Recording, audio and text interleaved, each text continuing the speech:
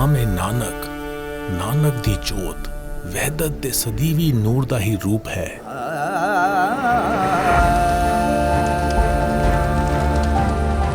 ਸਰਬਤ ਦੇ ਭਲੇ ਦੀ ਸੋਚ ਵਿੱਚ ਜੜ੍ਹਾਂ ਰੱਖਣ ਵਾਲੇ ਗੁਰੂ ਨਾਨਕ ਨੇ ਫਰਮਾਇਆ ਕਿ ਕੋਈ ਉੱਚਾ ਜਾਂ ਨੀਵਾਂ ਨਹੀਂ ਹੈ, ਸਿਰਫ ਨੇਕੀ ਹੀ ਸ਼੍ਰੋਮਣੀ ਹੈ।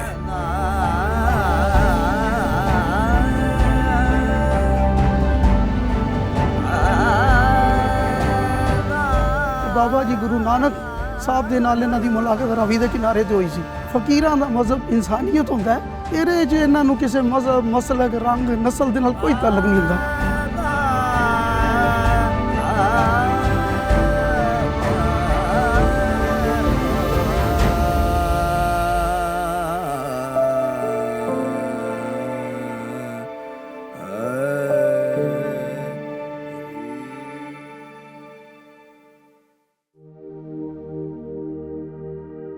ਏਕ ਓੰਕਾਰ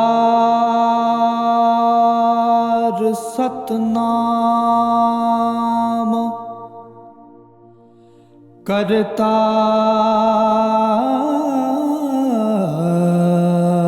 ਪੁਰਖ ਨਿਰਭਉ ਨਿਰਵੈਰ ਅਕਾਲ ਮੂਰਤ ਅਜੂਨੀ ਸਭੰ ਗੁਰ ਪ੍ਰਸਾਦ।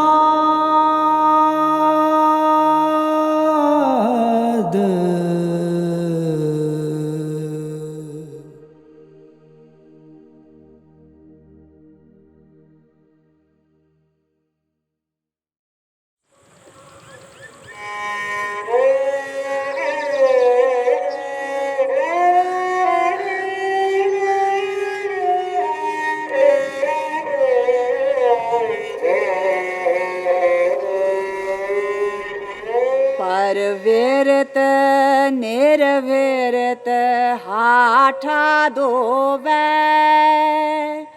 ਵਿੱਚ ਧਰਮ ਫਿਰੈ ਬਾਰਿਆ ਮਨ ਮੁਖ ਕੱਚੇ ਕੂੜਿਆਰ ਤਿਨੀ ਨਹਿ ਚੋਦਰਗੇ ਹਾਰਿਆ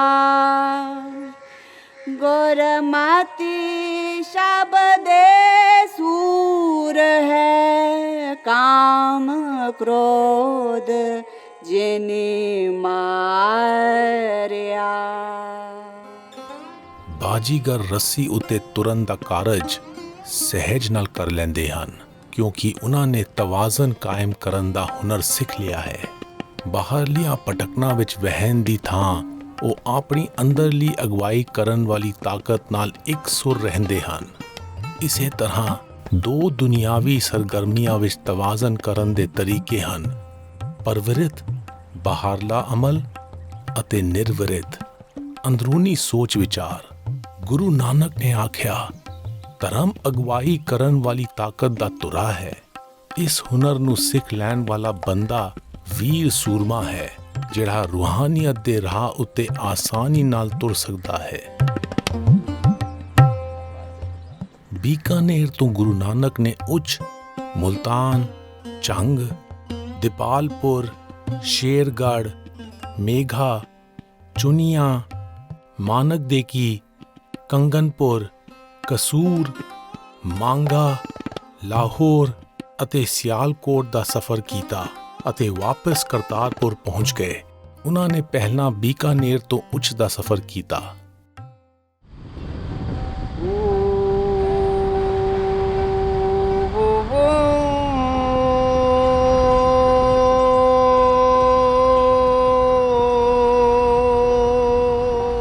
ਅਸੀਂ ਇੰਡੀਆ ਪਾਕਿਸਤਾਨ ਦੀ ਸਰਹੱਦ ਵਿੱਚ ਵਾਹਗਾ ਤੋਂ ਲੰਘ ਕੇ ਪਾਕਿਸਤਾਨ ਜਾ ਰਹੇ ਹਾਂ ਅਤੇ ਦੱਖਣੀ ਪੰਜਾਬ ਵਿੱਚ ਉੱਚ ਤੋਂ ਗੁਰੂ ਨਾਨਕ ਦੇ ਪਦ ਚਿੰਨ੍ਹਾਂ ਉੱਤੇ ਆਪਣਾ ਸਫ਼ਰ ਜਾਰੀ ਰੱਖਾਂਗੇ।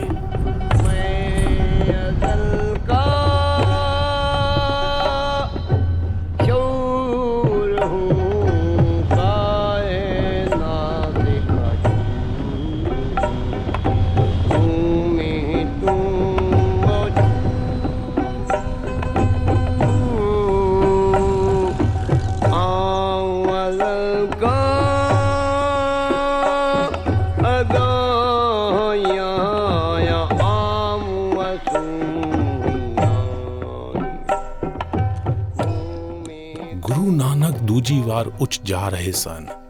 ਪਹਿਲੀ ਵਾਰ ਤੀਜੀ ਉਦਾਸੀ ਦੌਰਾਨ ਗੁਰੂ ਨਾਨਕ ਅਤੇ ਭਾਈ ਮਰਦਾਨਾ ਨੇ ਮਖਦੂਮ ਹਾਜੀ ਅਬਦੁਲ ਸ਼ੇਖ ਬੁਖਾਰੀ ਕੋਲ ਸਮਾਂ ਗੁਜ਼ਾਰਿਆ ਸੀ, ਜੋ ਜਲਾਲਉਦੀਨ ਬੁਖਾਰੀ ਦੀ ਦਰਗਾਹ ਦੇ ਤਤਕਾਲੀ ਮਖਦੂਮ ਸਨ।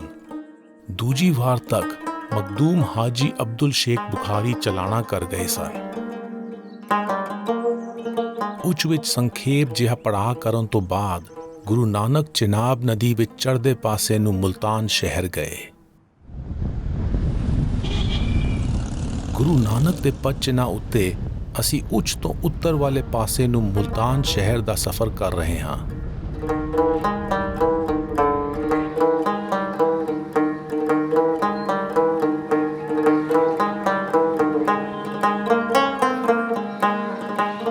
ਅਸੀਂ ਸੂਫੀ ਫਕੀਰ ਹਜ਼ਰਤ ਸ਼ਾਹ ਸ਼ਮਸੁਦੀਨ ਸਬਜ਼ਵਾਰੀ ਦੀ ਦਰਗਾਹ ਉੱਤੇ ਜਾ ਰਹੇ ਹਾਂ, ਜਿਨ੍ਹਾਂ ਦਾ ਜਨਮ ਅਫਗਾਨਿਸਤਾਨ ਵਿੱਚ ਸਬਜ਼ਵਾਰ ਵਿਖੇ ਹੋਇਆ ਸੀ।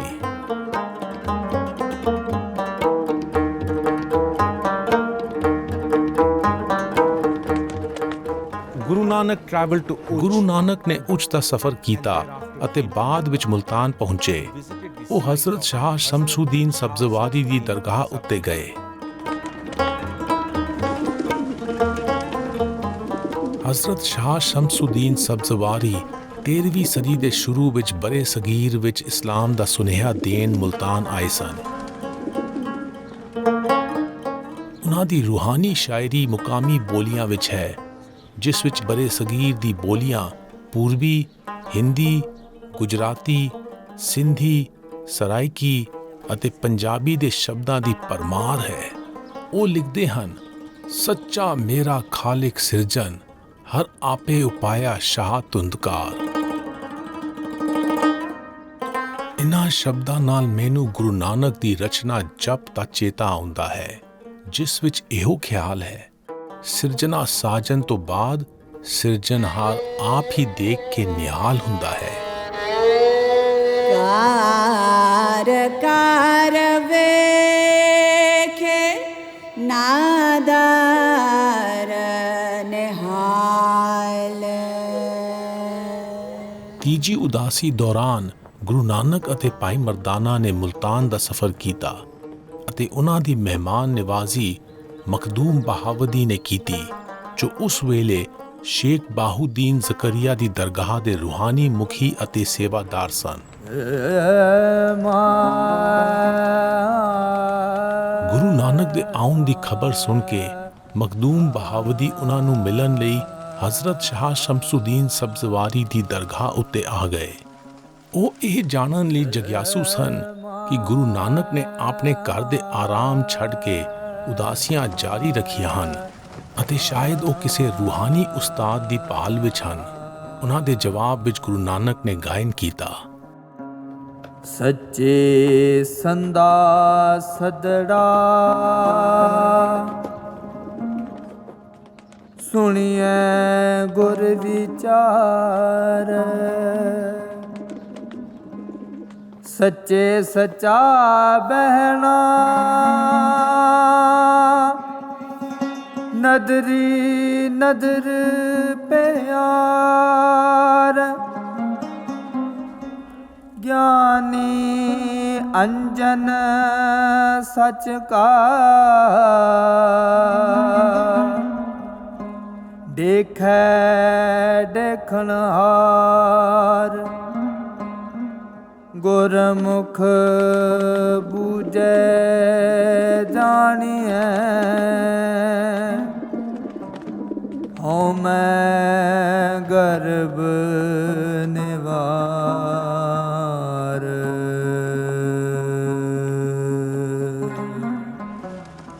ਗੁਰੂ ਨਾਨਕ ਰੂਹਾਨੀ ਸਹਿਯੋਗ ਵਾਲੇ ਰਾਹ ਦੇ ਪਾਂਧੀ ਸਨ। ਉਹਨਾਂ ਲਈ ਸੰਤਾਂ ਅਤੇ ਆਰਜ਼ੂਮੰਦਾਂ ਨਾਲ ਗੋਸ਼ਟ ਇਲਾਹੀ ਮੁਰਸ਼ਦ ਨਾਲ ਸੰਵਾਦ ਦੇ ਤੁਲ ਸੀ। ਜਿਸ ਥਾਂ ਉੱਤੇ ਮੁਹੱਬਤ ਅਤੇ ਸੱਚ ਦਾ ਵਾਸਾ ਸੀ, ਉਹੀ ਉਹਨਾਂ ਦਾ ਘਰ ਸੀ। ਮੁਲਤਾਨ ਨੂੰ ਸੂਫੀਆ ਦੀ ਧਰਤੀ ਕਹਾ ਮੁਲਤਾਨ ਨੂੰ ਸੂਫੀਆਂ ਦੀ ਧਰਤੀ ਕਿਹਾ ਜਾਂਦਾ ਹੈ। ਸਰਜ਼ਮੀਨ ਔਲੀਆ ਕਿਹਾ ਜਾਂਦਾ ਹੈ ਜਾਂ ਔਲੀਆ ਦਾ ਘਰ ਵੀ ਕਿਹਾ ਜਾਂਦਾ ਹੈ। ਬਾਬਾ ਗੁਰੂ ਨਾਨਕ ਸਰਕਾਰ ਜਦੋਂ ਇੱਥੇ ਆਏ ਤਾਂ ਉਸ ਵੇਲੇ ਦੇ ਔਲੀਆ, ਜਿਨ੍ਹਾਂ ਦੇ ਨਾਵਾਂ ਦਾ ਜ਼ਿਕਰ ਨਹੀਂ ਆਉਂਦਾ, ਪਰ ਔਲਿਆ ਦਾ ਜ਼ਿਕਰ ਆਉਂਦਾ ਹੈ ਕਿ ਉਹਨਾਂ ਨੇ ਦੁੱਧ ਕਟੋਰਾ ਭੇਜਿਆ। ਇੰਜ ਕਰਨ ਦਾ ਮਕਸਦ ਇਹ ਸੁਨੇਹਾ ਦੇਣਾ ਸੀ ਕਿ ਇਹ ਸੂਫੀਆਂ ਦੀ ਧਰਤੀ ਹੈ, ਇਹ ਤਾਂ ਪੂਰੀ ਭਰੀ ਹੋਈ ਹੈ। ਜਿਹੜੇ ਬਾਬਾ ਗੁਰੂ ਨਾਨਕ ਬਾਦਸ਼ਾਹ ਜੀ ਸਨ, ਉਹਨਾਂ ਨੇ ਉਸ ਪਿਆਲੇ ਦੇ ਅੰਦਰ ਚਮੇਲੀ ਦਾ ਫੁੱਲ ਰੱਖ ਦਿੱਤਾ ਕਿ ਇਸ ਦੀ ਆਪਣੀ ਮਹਿਕ ਹੈ। ਇਹ ਮਹਿਕ ਨਾਲ ਉਸ ਪਿਆਲੇ ਵਿੱਚ ਵਾਧਾ ਤਾਂ ਕਰੇਗਾ, ਪਰ ਉਸ ਨੂੰ ਉਛਾਲਾ ਨਹੀਂ ਮਾਰਨ ਦਿੰਦਾ।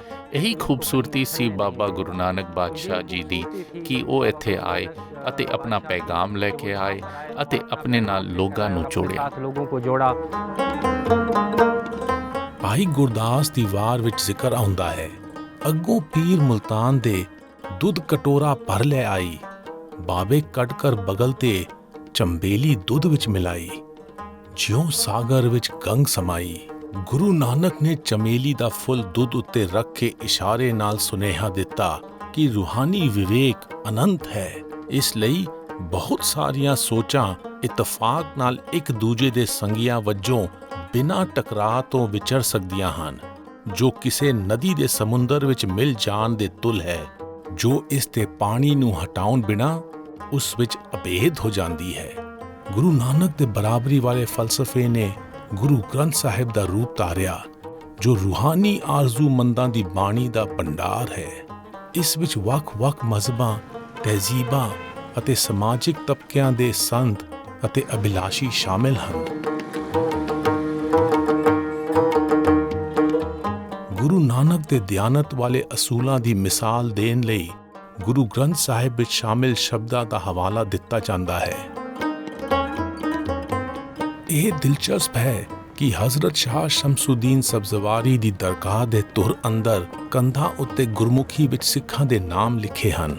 ਪੰਜਾਬੀ ਲਿਖਣ ਲਈ ਇਹ ਲਿਪੀ ਹੁਣ ਪੂਰਬੀ ਪੰਜਾਬ ਵਿੱਚ ਵਰਤੀ ਜਾਂਦੀ ਹੈ। ਇਸ ਦਰਗਾਹ ਦੇ ਸੇਵਾਦਾਰ ਨੇ ਦੱਸਿਆ ਕਿ ਇਹ 1947 ਤੋਂ ਪਹਿਲਾਂ ਦੇ ਹਨ, ਜਦੋਂ ਗੁਰੂ ਨਾਨਕ ਦੀ ਯਾਦ ਵਿੱਚ ਸਿੱਖ ਇਸ ਦਰਗਾਹ ਉੱਤੇ ਅਕੀਦਤ ਲਈ ਆਉਂਦੇ ਸਨ। ਗੁਰੂ ਨਾਨਕ ਨੇ ਮੁਲਤਾਨ ਤੋਂ ਚਿਨਾਬ ਦੇ ਚੜ੍ਹਦੇ ਪਾਸੇ ਨੂੰ ਝੰਗ ਸ਼ਹਿਰ ਦਾ ਸਫ਼ਰ ਕੀਤਾ। ਅਸੀਂ ਹੁਣ ਮੁਲਤਾਨ ਤੋਂ ਝੰਗ ਜ਼ਿਲ੍ਹੇ ਦੇ ਪਿੰਡ ਨਾਨਕਸਿਰ ਜਾ ਰਹੇ ਹਾਂ।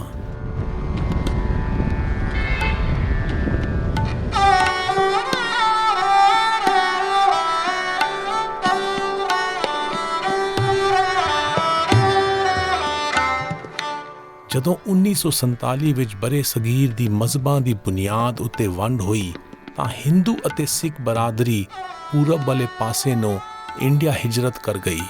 ਇਸੇ ਤਰ੍ਹਾਂ ਮੁਸਲਮਾਨਾਂ ਦੀ ਹਿਜਰਤ ਪੱਛਮ ਵਾਲੇ ਪਾਸੇ ਨੂੰ ਉਸ ਇਲਾਕੇ ਵਿੱਚ ਹੋਈ ਜਿਹੜਾ ਪਾਕਿਸਤਾਨ ਬਣਿਆ। ਕਈਆਂ ਨੇ ਇੱਥੇ ਆ ਕੇ ਉਜਾੜ ਪਈਆਂ ਇਮਾਰਤਾਂ ਵਿੱਚ ਪਨਾਹ ਲਈ, ਜਿਵੇਂ ਕਿ ਇਸ ਇਤਿਹਾਸਕ ਗੁਰਦੁਆਰੇ ਦੀ ਇਮਾਰਤ ਹੈ।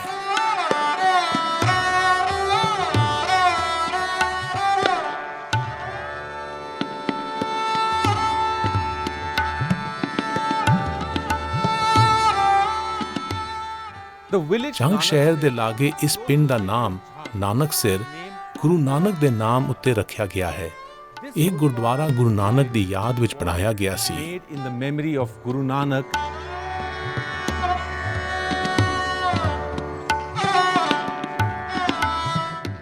ਪਿੰਡ ਵਾਸੀਆਂ ਨਾਲ ਵਿਚਾਰਾਂ ਕਰਦਿਆਂ ਮੈਂ ਉਹਨਾਂ ਤੋਂ ਪੁੱਛਿਆ ਕਿ ਕੀ ਉਹ ਇਸ ਗੁਰਦੁਆਰੇ ਦੀ ਇਤਿਹਾਸਕ ਅਹਿਮੀਅਤ ਤੋਂ ਜਾਣੂ ਹਨ। ਉਹ ਅਣਜਾਣ ਸਨ। ਇਸ ਦੇ ਬਾਵਜੂਦ ਉਹ ਸਤਿਕਾਰ ਵਜੋਂ ਇੱਥੇ ਰੋਜ਼ਾਨਾ ਦੀਵਾ ਜਗਾਉਂਦੇ ਹਨ। ਪਿੰਡ ਵਾਸੀ ਸਾਨੂੰ ਖਾਦਿਮ ਹੁਸੈਨ ਕੋਲ ਲੈ ਗਏ, ਜੋ 17 ਸਾਲ ਦੀ ਉਮਰ ਵਿੱਚ ਵੰਡ ਦੌਰਾਨ ਹਿਜਰਤ ਕਰਕੇ ਇੱਥੇ ਆਏ ਸਨ। ਮੈਂ ਜਦੋਂ ਇੱਥੇ ਆਇਆ ਉਸ ਵੇਲੇ ਮੇਰੀ 16-17 ਸਾਲ ਉਮਰ ਸੀ। ਬਾਬਾ ਨਾਨਕ ਦੇ ਬਾਰੇ ਅਸੀਂ ਆਪਣੇ ਬਜ਼ੁਰਗਾਂ ਕੋਲੋਂ ਸੁਣਿਆ ਕਿ ਬਾਬਾ ਗੁਰੂ ਨਾਨਕ ਸਾਹਿਬ ਇਸ ਜਗ੍ਹਾ ਦੇ ਉੱਤੇ ਜੰਗਲ ਸੀ, ਇਸ ਜਗ੍ਹਾ 'ਤੇ ਆਏ ਆ। ਉਹਨਾਂ ਨੇ ਦੁਪਹਿਰ ਇੱਥੇ ਅੰਨ ਪਾਣੀ ਖਾਧਾ, ਖਾ ਕੇ ਸ਼ਾਮ ਨੂੰ ਠੰਡੇ ਹੋ ਤੁਰ ਗਏ। ਔਰ ਇੱਥੇ ਜੀ ਜਦੋਂ ਅਸੀਂ ਆਏ ਆ ਇੱਥੇ ਚਿਰਾਗ ਬਾਲਦੇ ਹੁੰਦੇ ਸੀ। ਅੱਜ ਵੀ ਪਿੰਡ ਦੇ ਬੰਦੇ ਇੱਥੇ ਚਿਰਾਗ ਬਾਲਦੇ ਆ। ਪਿੰਡ ਵਾਸੀਆਂ ਦੇ ਇਸ ਤਰ੍ਹਾਂ ਚਿਰਾਗ ਜਲਾਉਣ ਨੂੰ ਮੈਂ ਹਉਮੈ ਬਾਲਣ ਦੀ ਨਿਸ਼ਾਨੀ ਵਜੋਂ ਵੇਖਦਾ ਹਾਂ ਅਤੇ ਇਹਨਾਂ ਦੇ ਚਾਨਣ ਨੂੰ ਰੂਹਾਨੀ ਜਾਗਰੂਕਤਾ ਸਮਝਦਾ ਹਾਂ। ਇਹ ਆਸ ਜਗਾਉਂਦੇ ਹਨ ਕਿ ਬੀਤੇ ਸਮੇਂ ਵਿੱਚ ਕੀਤੀਆਂ ਗਲਤੀਆਂ ਨੂੰ ਆਉਣ ਵਾਲੇ ਸਮੇਂ ਵਿੱਚ ਦੁਹਰਾਇਆ ਨਹੀਂ ਜਾਵੇਗਾ। नायन वाजा नाते पूजा नावन सदा सुजानी मोया जीवते गात होवे ਜਾਂ ਸਿਰ ਪਾਇਆ ਪਾਣੀ। ਕੁਝ ਸ਼ਰਧਾਲੂ ਨਮਾਜ਼ ਪੜ੍ਹਨ ਤੋਂ ਪਹਿਲਾਂ ਵਜ਼ੂ ਕਰਦੇ ਹਨ। ਨਮਾਜ਼ ਪੜ੍ਹਨ ਲਈ ਗੋਡੇ ਟੇਕਣਾ ਆਪਣੀ ਹਉਮੈ ਨੂੰ ਸਮਰਪਣ ਕਰਨ ਦੇ ਤੁਲ ਹੈ। ਕੁਝ ਸ਼ਰਧਾਲੂ ਪੂਜਾ ਕਰਨ ਤੋਂ ਪਹਿਲਾਂ ਇਸ਼ਨਾਨ ਕਰਦੇ ਹਨ। ਪੂਜਾ ਕਰਨਾ ਆਪਣੀ ਚੇਤਨਾ ਨੂੰ ਜਗਾਉਣ ਵਾਲਾ ਕਰਮ ਹੈ। ਗੁਰੂ ਨਾਨਕ ਆਖਦੇ ਹਨ ਕਿ ਰੋਸ਼ਨ ਖਿਆਲ ਮਨੁੱਖ ਹਉਮੈ ਤੋਂ ਛੁਟਕਾਰਾ ਪਾ ਕੇ ਆਪਣੀਆਂ ਸੋਚਾਂ ਸਾਫ਼ ਕਰਦੇ ਹਨ ਅਤੇ ਆਪਣੀ ਚੇਤਨਾ ਨੂੰ ਜਗਾਉਂਦੇ ਹਨ। ਗੁਰੂ ਨਾਨਕ ਨੇ ਜੰਗ ਤੋਂ ਦੀਪਾਲਪੁਰ ਦਾ ਸਫ਼ਰ ਕੀਤਾ। ਅਸੀਂ ਗੁਰੂ ਨਾਨਕ ਦੇ ਪਦ ਚਿੰਨ੍ਹਾਂ ਉੱਤੇ ਜੰਗ ਤੋਂ ਦੀਪਾਲਪੁਰ ਦਾ ਸਫ਼ਰ ਕਰ ਰਹੇ ਹਾਂ।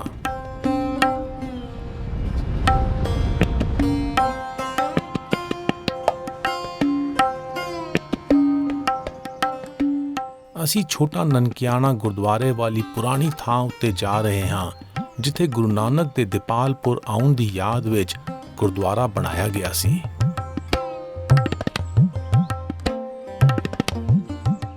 ਸਨ 1947 ਵਿੱਚ ਮਜ਼ਹਬੀ ਬੁਨਿਆਦ ਉੱਤੇ ਹੋਈ ਬਰੇ ਸਗੀਰ ਦੀ ਵੰਡ ਦੌਰਾਨ ਇਹ ਗੁਰਦੁਆਰਾ ਵੀਰਾਨ ਹੋ ਗਿਆ ਅਤੇ ਉਸ ਤੋਂ ਬਾਅਦ ਇਹ ਮੁਹਾਜਿਰ ਪਰਿਵਾਰਾਂ ਦੀ ਰਿਹਾਇਸ਼ ਬਣਿਆ ਹੋਇਆ ਹੈ।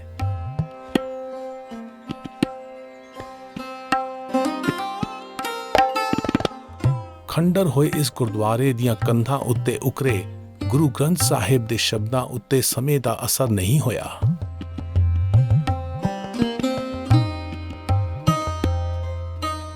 आपे हर एक रंग है आपे बहुरंगी जो तिस भावे नानका साई गल चंगी। ਮੈਂ ਸੋਚਦਾ ਹਾਂ ਕਿ ਇਸ ਵਿੱਚ ਕੋਈ ਗੁੱਝਾ ਸੁਨੇਹਾ ਹੈ ਕਿ ਜੇ ਕੋਈ ਸਮਾਜ ਰੂਹਾਨੀ ਗੁਣਾਂ ਵਿੱਚ ਡੂੰਘਾ ਰਚਿਆ ਹੈ ਤਾਂ ਉਹ ਤਬਾਹਕੁਨ ਤਾਕਤਾਂ ਖਿਲਾਫ ਦ੍ਰਿੜਤਾ ਨਾਲ ਖੜਾ ਹੋਣ ਦਾ ਬਲ ਜੋੜਦਾ ਹੈ। ਜਿਉਂ ਗੋਡੋ ਤਿਉਂ ਤੁਮ ਸੁਖ ਪਾਵੋ ਕਿਰਤ ਨਾ ਮਿਟਿਆ ਜਾਏ।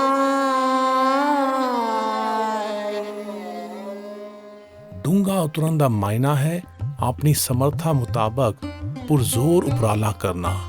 ਗੁਰੂ ਨਾਨਕ ਫਰਮਾਉਂਦੇ ਹਨ ਕਿ ਆਪਣੀ ਕਿਰਤ ਬਾਰੇ ਵਿਚਾਰ ਵਿੱਚ ਮਨੁੱਖ ਜਿੰਨਾ ਡੂੰਘਾ ਉਤਰਦਾ ਹੈ ਉਨਾ ਹੀ ਉਸ ਨੂੰ ਸੁੱਖ ਦਾ ਅਹਿਸਾਸ ਹੁੰਦਾ ਹੈ। ਉਹ ਦ੍ਰਿੜ ਕਰਵਾਉਂਦੇ ਹਨ ਕਿ ਸੰਜੀਦਾ ਉਪਰਾਲਿਆਂ ਨੂੰ ਰੱਦ ਨਹੀਂ ਕੀਤਾ ਜਾ ਸਕਦਾ। ਜਿੰਨਾ ਸੁੱਖ ਸਾਡੇ ਅੰਦਰ ਹੋਵੇਗਾ ਉਨਾ ਸੁੱਖ ਸਾਡੇ ਆਲੇ ਦੁਆਲੇ ਹੋਵੇਗਾ। ਗੁਰੂ ਨਾਨਕ ਨੇ ਦੀਪਾਲਪੁਰ ਤੋਂ ਸ਼ੇਰਗੜ੍ਹ ਦਾ ਸਫ਼ਰ ਕੀਤਾ। ਗੁਰੂ ਨਾਨਕ ਦੇ ਪਦ ਚਿੰਨ੍ਹਾਂ ਉੱਤੇ ਅਸੀਂ ਦੀਪਾਲਪੁਰ ਤੋਂ ਸ਼ੇਰਗੜ੍ਹ ਦਾ ਸਫ਼ਰ ਕਰ ਰਹੇ ਹਾਂ।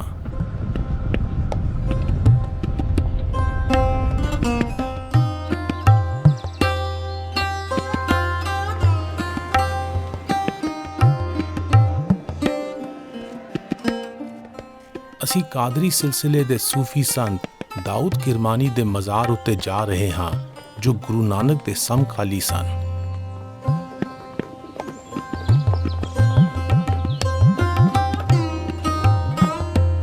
ਮਿਹਰਬਾਨ ਜਨਮ ਸਾਖੀ ਵਿੱਚ ਜ਼ਿਕਰ ਆਉਂਦਾ ਹੈ ਕਿ ਸ਼ੇਰਗੜ੍ਹ ਵਿੱਚ ਗੁਰੂ ਨਾਨਕ ਦੀ ਮੁਲਾਕਾਤ ਦਾਊਦ ਕਿਰਮਾਨੀ ਨਾਲ ਹੋਈ, ਜੋ ਰੂਹਾਨੀ ਪੱਖੋਂ ਪਹੁੰਚੇ ਹੋਏ ਇਨਸਾਨ ਸਨ। ਗੋਸ਼ਟ ਦੌਰਾਨ ਦਾਊਦ ਕਿਰਮਾਨੀ ਨੇ ਜ਼ਿਕਰ ਕੀਤਾ ਕਿ ਲਾਹੌਰ ਵਾਲੇ ਸੈਯਦ ਅਬਦੁਲ ਕਾਦਰ ਗਿਲਾਨੀ ਉਹਨਾਂ ਦੇ ਮੁਰਸ਼ਦ ਹਨ। ਇਸ ਗੋਸ਼ਟ ਦੌਰਾਨ ਗੁਰੂ ਨਾਨਕ ਵਿੱਚ ਲਾਹੌਰ ਜਾ ਕੇ ਸੈਯਦ ਅਬਦੁਲ ਕਾਦਰ ਗਿਲਾਨੀ ਨੂੰ ਮਿਲਣ ਦੀ ਤਾਂਘ ਪੈਦਾ ਹੋਈ। ਅਸੀਂ ਸ਼ੇਰਗੜ੍ਹ ਵਿੱਚ ਸੈਯਦ ਖੁਰਸ਼ੀਦ ਮੁਸਲਿਮ ਸਾਹਿਬ ਨੂੰ ਮਿਲੇ, ਜੋ ਦਾਊਦ ਕਿਰਮਾਨੀ ਦੀ ਮਜ਼ਾਰ ਦੇ ਮਖਦੂਮ ਹਨ। ਹਜ਼ੂਰ ਗੁਰੂ ਨਾਨਕ ਸਾਹਿਬ ਨੇ ਜਿਹੜੇ ਪਹਿਲੇ ਤਸ਼ਰੀਫ ਲਿਆਏ ਨੇ ਮੁਲਤਾਨੋਂ ਦੀਪਾਲਪੁਰ ਤੋਂ ਸ਼ੇਰਗੜ੍ਹ ਹੈ। ਇਹ ਜਿੱਥੇ ਰੋਜ਼ਾ ਮੁਬਾਰਕ ਸ਼ੇਰਗੜ੍ਹ ਜਨਾਬ ਦਾਊਦ ਬੰਦੀ ਕਿਰਮਾਨੀ ਦਾ, ਇਹ ਰਿਹਾਇਸ਼ ਸੀ ਹਜ਼ੂਰ ਦੀ। ਇੱਥੇ ਹੀ ਜਨਾਬ ਗੁਰੂ ਨਾਨਕ ਸਾਹਿਬ ਦੀ ਤੇ ਹਜ਼ਰਤ ਦਾਊਦ ਬੰਦੀ ਕਿਰਮਾਨੀ ਦੀ ਮੁਲਾਕਾਤ ਹੋਈ। ਜਨਾਬ ਦਾਊਦ ਬੰਦੀ ਕਿਰਮਾਨੀ ਜਿਹੜੇ ਨੇ ਇਹ ਇਹਨਾਂ ਦੇ ਆਬਾਓ ਅਜਦਾਦ ਸਾਊਦੀ ਅਰਬ ਤੋਂ ਈਰਾਨ, ਕੌਮ ਤੋਂ ਸਿੰਧ ਤੋਂ ਫਿਰ ਇੱਥੇ ਤਸ਼ਰੀਫ ਲੈ। ਜਨਾਬ ਬਾਬਾ ਗੁਰੂ ਨਾਨਕ ਸਾਹਿਬ ਵੀ ਚਾਹੁੰਦੇ ਸਨ ਕਿ ਇਨਸਾਨ ਆਪਸ ਵਿੱਚ ਇਕੱਠੇ ਰਹਿਣ, ਪਿਆਰ ਮੁਹੱਬਤ, ਇਹ ਰੋਜ਼ ਦੀ ਜਿਹੜੀ ਖੱਟ ਕੇ ਬੱਟ ਲੜਾਈਆਂ ਛੜਾਈਆਂ ਇਸ ਤੋਂ ਗੁਰੇਜ਼ ਕਰਨ ਔਰ ਸੁੱਖ ਦਾ ਵਕਤ ਗੁਜ਼ਾਰਨ। ਜਨਾਬ ਦਾਊਦ ਬੰਦੀ ਸਾਹਿਬ ਦੀ ਬਹਿਸੀਅਤ ਮੁਸਲਮਾਨ ਉਹ ਵੀ ਇਹ ਚਾਹੁੰਦੇ ਸਨ ਕਿ ਇਨਸਾਨੀਅਤ ਨੂੰ ਸੁੱਖ ਦਿਓ, ਇਨਸਾਨ ਨੂੰ ਇਨਸਾਨ ਸਮਝੋ, ਪਿਆਰ ਕਰੋ, ਮੁਹੱਬਤ ਕਰੋ, ਇੱਕ ਦੂਸਰੇ ਨਾਲ ਜ਼ਿਆਦਤੀ ਨਾ ਕਰੋ। ਉਸ ਮਿਸ਼ਨ ਦੇ ਤਹਿਤ ਉਹਨਾਂ ਦੀ ਮੁਲਾਕਾਤ ਹੋਈ। ਕੁਝ ਨਜ਼ਰੀਆਤ ਮਿਲਦੇ ਸਨ ਤਾਂ ਉਹ ਮਿਲੇ ਨੇ।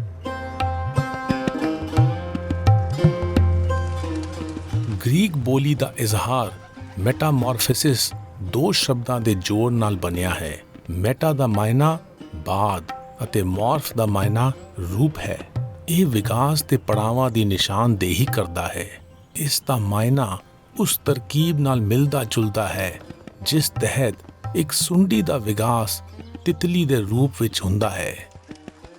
ਗੁਰੂ ਨਾਨਕ ਨੇ ਆਪਣੀ ਬਾਣੀ ਜਪ ਵਿੱਚ ਰੂਹਾਨੀ ਮੈਟਾਮੋਰਫਿਸਿਸ ਦੇ 5 ਖੰਡ ਬਿਆਨ ਕੀਤੇ ਹਨ।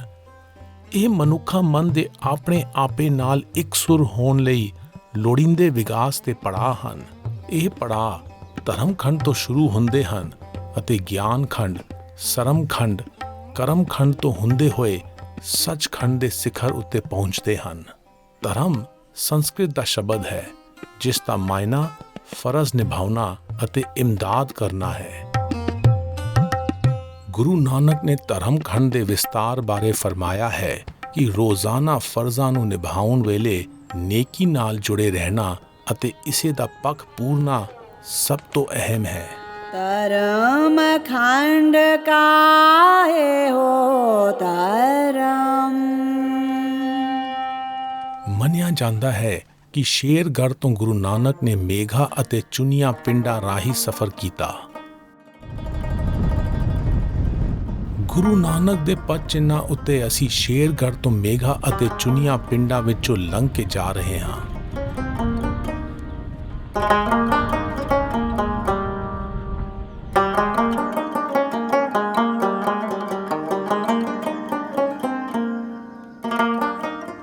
ਮੇਘਾ ਵਿੱਚ ਖਸਤਾ ਹਾਲ ਅਤੇ ਵੀਰਾਨ ਛੋਟਾ ਨਨਕਿਆਣਾ ਗੁਰਦੁਆਰਾ ਹੈ ਜੋ ਗੁਰੂ ਨਾਨਕ ਦੀ ਯਾਦ ਵਿੱਚ ਬਣਾਇਆ ਗਿਆ ਸੀ।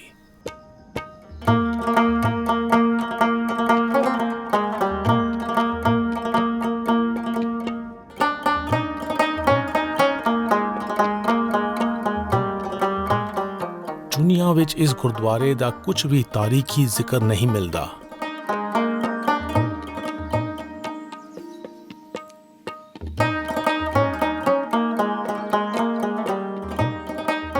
ਗਿਆਨ ਸੰਸਕ੍ਰਿਤ ਦਾ ਸ਼ਬਦ ਹੈ ਜਿਸ ਦਾ ਮਾਇਨਾ ਬੋਧ ਹੈ। ਮਨੁੱਖ ਕੋਲ ਕੁਝ ਗਿਆਨ ਜਮਾਂਦਰੂ ਹੁੰਦਾ ਹੈ ਅਤੇ ਬਾਕੀ ਹਾਸਲ ਕੀਤਾ ਜਾਂਦਾ ਹੈ। ਗੁਰੂ ਨਾਨਕ ਨੇ ਆਖਿਆ ਕਿ ਗਿਆਨ ਖੰਡ ਦੇ ਵਿਸਤਾਰ ਵਿੱਚ ਪਹੁੰਚ ਕੇ ਮਨੁੱਖ ਗਿਆਨ ਦੀਆਂ ਬੇਇੰਤਹਾ ਕਿਸਮਾਂ ਨਾਲ ਵਰਸਾਇਆ ਜਾਂਦਾ ਹੈ, ਪਰ ਗਿਆਨ ਆਪਣੇ ਆਪ ਵਿੱਚ ਨਾਕਾਫੀ ਹੈ। ਇਸ ਨੂੰ ਆਤਮ ਪੜਚੋਲ ਰਾਹੀਂ ਹਾਸਲ ਕੀਤੇ ਵਿਵੇਕ ਨਾਲ ਜੋੜਨਾ ਪੈਂਦਾ ਹੈ। ਇਹ ਕਿਸੇ ਹੁਨਰਮੰਦ ਤੀਰ ਅੰਦਾਜ਼ ਦੀ ਕਲਾ ਹੈ ਜੋ ਕਮਾਨ ਨੂੰ ਆਪਣੇ ਵਾਲੇ ਪਾਸੇ ਨੂੰ ਖਿੱਚਦਾ ਹੈ ਤਾਂ ਕਿ ਤੀਰ ਨਿਸ਼ਾਨੇ ਉੱਤੇ ਮਾਰਿਆ ਜਾ ਸਕੇ। ज्ञान खंड में ज्ञान प्रचंड। ਗੁਰੂ ਨਾਨਕ ਨੇ ਮਾਨਕ ਦੇਕੀ ਅਤੇ ਕੰਗਨਪੁਰ ਪਿੰਡਾਂ ਵਿੱਚੋਂ ਆਪਣਾ ਸਫ਼ਰ ਜਾਰੀ ਰੱਖਿਆ। ਗੁਰੂ ਨਾਨਕ ਦੇ ਪਦ ਚਿੰਨ੍ਹਾਂ ਉੱਤੇ ਅਸੀਂ ਮਾਨਕ ਦੇਕੀ ਅਤੇ ਕੰਗਨਪੁਰ ਪਿੰਡਾਂ ਵਿੱਚੋਂ ਸਫ਼ਰ ਕਰ ਰਹੇ ਹਾਂ ਜੋ ਇੱਕ ਦੂਜੇ ਦੇ ਲਾਗੇ ਹਨ।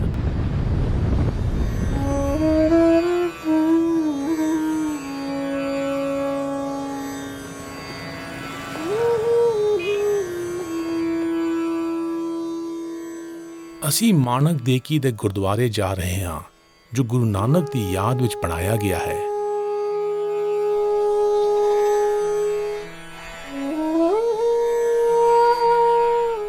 ਸਨ 1947 ਦੀ ਵੰਡ ਵਿੱਚ ਇਹ ਅਸਥਾਨ ਵੀਰਾਨ ਹੋ ਗਿਆ ਸੀ ਅਤੇ ਇਸ ਦਾ ਬਚਿਆ ਹੋਇਆ ਗੁਰਦੁਆਰੇ ਦਾ ਇੱਕੋ ਇੱਕ ਕਮਰਾ ਹੁਣ ਕਿਸੇ ਮੁਹਾਜਿਰ ਪਰਿਵਾਰ ਦੀ ਰਿਹਾਇਸ਼ ਬਣਿਆ ਹੋਇਆ ਹੈ। ਸੀਨਾ ਬਸੀਨਾ ਚਲੇ ਆਏ ਬਿਰਤਾਂਤ ਮੁਤਾਬਕ ਗੁਰੂ ਨਾਨਕ ਦੇ ਆਉਣ ਸਮੇਂ ਇਸ ਪਿੰਡ ਦੇ ਵਾਸੀ ਹਲੀਮ ਅਤੇ ਇਖਲਾਕੀ ਸਨ। ਮੰਨਿਆ ਜਾਂਦਾ ਹੈ ਕਿ ਇੱਥੋਂ ਜਾਣ ਵੇਲੇ ਗੁਰੂ ਨਾਨਕ ਨੇ ਪਿੰਡ ਵਾਸੀਆਂ ਨੂੰ ਕਿਹਾ, ਉਜੜ ਜਾਓ।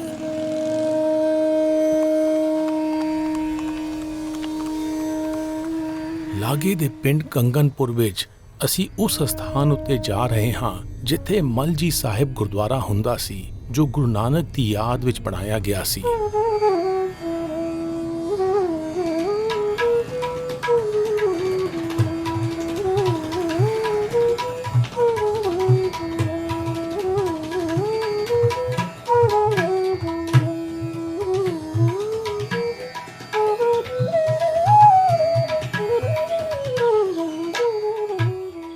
ਸਨ 1947 ਦੀ ਵੰਡ ਵਿੱਚ ਇਹ ਗੁਰਦੁਆਰਾ ਵੀਰਾਨ ਹੋ ਗਿਆ ਸੀ ਅਤੇ ਉਸ ਵੇਲੇ ਤੋਂ ਇੱਕ ਮੁਹਾਜਿਰ ਪਰਿਵਾਰ ਦਾ ਟਿਕਾਣਾ ਬਣਿਆ ਹੋਇਆ ਹੈ। ਸੀਨਾ ਬਸੀਨਾ ਚਲੇ ਆਏ ਬਿਰਤਾਂਤ ਮੁਤਾਬਕ ਗੁਰੂ ਨਾਨਕ ਦੇ ਆਉਣ ਸਮੇਂ ਇਸ ਪਿੰਡ ਦੇ ਵਾਸੀ ਰੁੱਖੇ ਅਤੇ ਗੈਰ ਇਖਲਾਕੀ ਸਨ। ਮੰਨਿਆ ਜਾਂਦਾ ਹੈ ਕਿ ਇੱਥੋਂ ਜਾਣ ਵੇਲੇ ਗੁਰੂ ਨਾਨਕ ਨੇ ਪਿੰਡ ਵਾਸੀਆਂ ਨੂੰ ਕਿਹਾ, ਵਸਦੇ ਰਹੋ। ਸਮਾਜਿਕ ਪੱਧਰ ਉੱਤੇ ਦੇਖਾ ਦੇਖੀ ਵਾਲਾ ਵਿਹਾਰ ਇੱਕ ਜੀਅ ਦੇ ਕਰਮਾਂ ਜਾਂ ਜਜ਼ਬਾਤ ਦੀ ਲਾਗ ਸੁੱਤੇ ਸਿੱਧ ਬਾਕੀਆਂ ਨੂੰ ਲਗਾਉਂਦਾ ਹੈ। ਗੁਰੂ ਨਾਨਕ ਨੇ ਗੁਣੀ ਪਿੰਡ ਵਾਸੀਆਂ ਦੀ ਕਦਰ ਕੀਤੀ ਅਤੇ ਇੱਛਾ ਜ਼ਾਹਿਰ ਕੀਤੀ ਕਿ ਇਹਨਾਂ ਦੀ ਨੇਕੀ ਬਾਕੀਆਂ ਵਿੱਚ ਵਰਤਣੀ ਚਾਹੀਦੀ ਹੈ। ਇਸ ਲਈ ਉਹਨਾਂ ਨੂੰ ਉਜੜ ਜਾਣਾ ਚਾਹੀਦਾ ਹੈ ਅਤੇ ਨਾਲ ਹੀ ਉਹ ਇਹ ਵੀ ਚਾਹੁੰਦੇ ਸਨ ਕਿ ਹਉਮੈ ਨਾਲ ਭਰੇ ਪਿੰਡ ਵਾਸੀਆਂ ਨੂੰ ਘੇਰਾਬੰਦ ਰਹਿਣਾ ਚਾਹੀਦਾ ਹੈ ਤਾਂ ਜੋ ਉਹਨਾਂ ਦੇ ਟਾਹੂ ਮਿਜਾਜ਼ ਦੀ ਦੂਜਿਆਂ ਨੂੰ ਲਾਗ ਨਾ ਲੱਗੇ।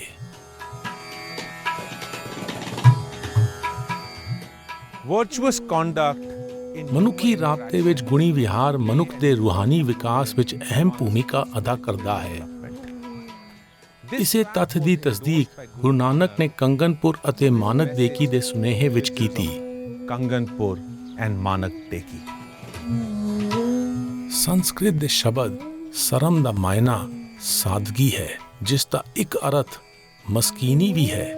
ਗੁਰੂ ਨਾਨਕ ਫਰਮਾਉਂਦੇ ਹਨ ਕਿ ਸਰਮ ਖੰਡ ਦਾ ਵਿਸਤਾਰ ਸਿਰਜਣਾ ਦੇ ਸਭ ਰੂਪਾਂ ਨੂੰ ਆਪਣੇ ਕਲਾਵੇ ਵਿੱਚ ਲੈਂਦਾ ਹੈ, ਜੋ ਮਸਕੀਨੀ ਦਾ ਸਿਖਰ ਹੈ।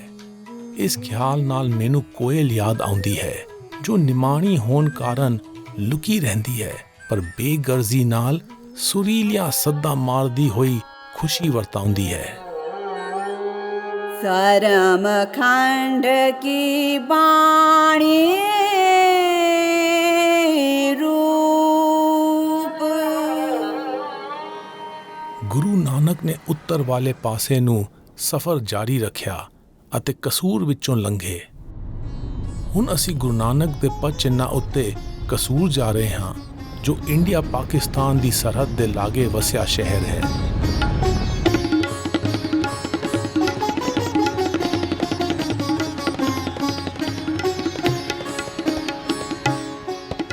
ਪੁਰਾਤਨ ਇਤਿਹਾਸ ਵਿੱਚ ਜ਼ਿਕਰ ਆਉਂਦਾ ਹੈ ਕਿ ਮਹਾਕਾਵ ਰਾਮਾਇਣ ਵਾਲੇ ਰਾਜਾ ਰਾਮ ਅਤੇ ਉਹਨਾਂ ਦੀ ਪਤਨੀ ਸੀਤਾ ਦੇ ਸ਼ਹਿਜ਼ਾਦੇ ਕੁਸ਼ ਨੇ ਕਸੂਰ ਦੀ ਨੀਂਹ ਰੱਖੀ ਸੀ। ਇਹ ਸ਼ਹਿਰ 17ਵੀਂ ਸਦੀ ਦੇ ਨਾਮੀ ਸੂਫੀ ਸੰਤ ਬੁੱਲੇ ਸ਼ਾਹ ਦੀ ਆਰਾਮਗਾਹ ਵਜੋਂ ਵੀ ਮਸ਼ਹੂਰ ਹੈ। ਕਸੂਰ ਜ਼ਿਲ੍ਹੇ ਵਿੱਚ ਕਈ ਗੁਰਦੁਆਰੇ ਸਨ ਜੋ 1947 ਦੀ ਵੰਡ ਤੋਂ ਬਾਅਦ ਵਿਸਾਰ ਦਿੱਤੇ ਗਏ ਹਨ। ਅਸੀਂ ਖਾਲੂ ਖਾੜਾ ਜਾ ਰਹੇ ਹਾਂ, ਜਿੱਥੇ ਹਰ ਤਰ੍ਹਾਂ ਦੀ ਇਬਾਦਤ ਅਤੇ ਅਕੀਦਾ ਦਾ ਸਾਂਝਾ ਸਥਾਨ ਹੈ, ਜਿਸ ਨੂੰ ਗੁਰਦੁਆਰਾ ਰਾਮ ਥਮਨ ਕਹਿੰਦੇ ਹਨ। ਇਹ ਗੁਰੂ ਨਾਨਕ ਦੀ ਮਾਸੀ ਦੇ ਪੁੱਤਰ ਰਾਮ ਥਮਨ ਦੀ ਯਾਦ ਵਿੱਚ ਬਣਾਇਆ ਗਿਆ ਸੀ।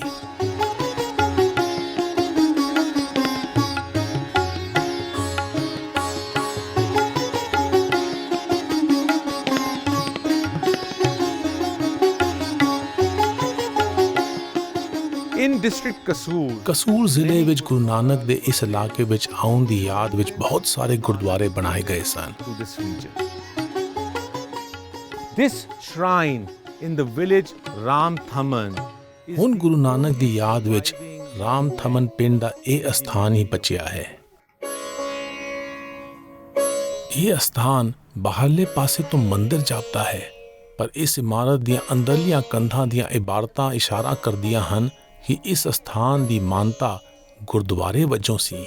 ਇਸ ਤੋਂ ਅੰਦਾਜ਼ਾ ਹੁੰਦਾ ਹੈ ਕਿ ਇਹ ਨਾਨਕ ਪੰਥੀਆਂ ਦੀ ਸੰਗਤ ਦਾ ਮਰਕਜ਼ ਸੀ। ਇੱਥੇ ਗੁਰੂ ਨਾਨਕ ਦੇ ਹਿੰਦੂ ਅਤੇ ਸਿੱਖ ਪੈਰੋਕਾਰ ਆਉਂਦੇ ਸਨ। ਇੱਕ ਓਂਕਾਰ ਸਤਿਗੁਰ ਪ੍ਰਸਾਦ ਗੁਰਦੁਆਰਾ ਬਾਬਾ ਰਾਮ ਥਮਨ ਸੰਬਤ 444 ਨਾਨਕ ਸ਼ਾਹੀ ਨੂੰ। The gate to this Ram ਥਮਨ ਵਿੱਚ ਇਸ ਸਰਬ ਸਾਂਝੀ ਇਬਾਦਤ ਵਾਲੇ ਅਸਥਾਨ ਦੀ ਡਿਓੜੀ ਨਾਨਕ ਸ਼ਾਹੀ ਸੰਬਤ 444 ਵਿੱਚ ਬਣਾਈ ਗਈ ਸੀ। ਮੌਜੂਦਾ ਦੌਰ ਵਿੱਚ ਪਿੰਡ ਦੀ ਮੁਸਲਮਾਨ ਬਰਾਦਰੀ ਨੇ ਇਸ ਅਸਥਾਨ ਉੱਤੇ ਗੁਰੂ ਨਾਨਕ ਅਤੇ ਰਾਮ ਥਮਨ ਦੀ ਯਾਦ ਵਿੱਚ ਸਾਲਾਨਾ ਵਿਸਾਖੀ ਮੇਲਾ ਲਗਾਉਣ ਦਾ ਦਸਤੂਰ ਕਾਇਮ ਰੱਖਿਆ ਹੈ। ਸੰਸਕ੍ਰਿਤ ਦਾ ਸ਼ਬਦ ਕਰਮ ਦਾ ਮਾਇਨਾ ਅਮਲ ਜਾਂ ਲੇਖ ਹੈ। ਬਾਣੀ ਦਾ ਮਾਇਨਾ ਨੇਕ ਇਰਾਦਾ ਬਣਦਾ ਹੈ। ਗੁਰੂ ਨਾਨਕ ਫਰਮਾਉਂਦੇ ਹਨ ਕਿ ਕਰਮ ਖੰਡ ਦੇ ਵਿਸਤਾਰ ਵਿੱਚ ਰੂਹਾਨੀ ਇਰਾਦੇ ਤਹਿਤ ਕੀਤੇ ਅਮਲ ਹੀ ਸਭ ਤੋਂ ਤਾਕਤਵਰ ਹਨ। ਕਰਮ ਖੰਡ ਕੀ ਬਾਣੀ ਜੋਰ। ਗੁਰੂ ਨਾਨਕ ਨੇ ਕਸੂਰ ਤੋਂ ਮਾਂਘਾ ਦਾ ਸਫ਼ਰ ਕੀਤਾ। ਗੁਰੂ ਨਾਨਕ ਦੇ ਪਦਚਿੰਨ੍ਹਾਂ ਉੱਤੇ ਅਸੀਂ ਕਸੂਰ ਤੋਂ ਮਾਂਘਾ ਵਿੱਚ ਛੋਟਾ ਨਨਕਿਆਣਾ ਗੁਰਦੁਆਰੇ ਦੇ ਖੰਡਰ ਦੇਖਣ ਜਾ ਰਹੇ ਹਾਂ। ਇਹ ਗੁਰਦੁਆਰਾ ਗੁਰੂ ਨਾਨਕ ਦੇ ਇੱਥੇ ਆਉਣ ਦੀ ਯਾਦ ਵਿੱਚ ਬਣਿਆ ਸੀ।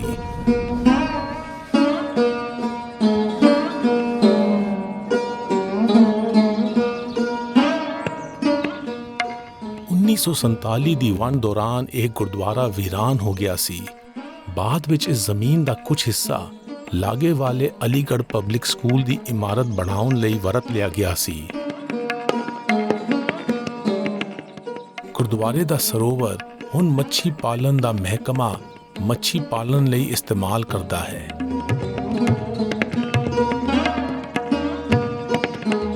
ਸੰਸਕ੍ਰਿਤ ਦੇ ਸ਼ਬਦ ਸੱਚ ਦਾ ਮਾਇਨਾ ਸਤਿ ਹੈ। ਇਸ ਦਾ ਮਤਲਬ ਤੱਥਾਂ ਅਤੇ ਹਕੀਕਤ ਨਾਲ ਇਕਸੁਰ ਹੋਣਾ ਹੈ।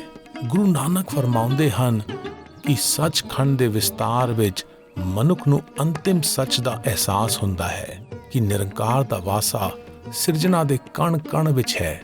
ਇਸ ਵਿਸਤਾਰ ਵਿੱਚ ਪਹੁੰਚ ਕੇ ਹੀ ਮਨੁੱਖ ਮੁਕਤੀ ਦੇ ਪੜਾਅ ਉੱਤੇ ਪਹੁੰਚਦਾ ਹੈ। ਸੱਚਖੰਡ ਵਸੇ ਨਿਰੰਕਾਰ।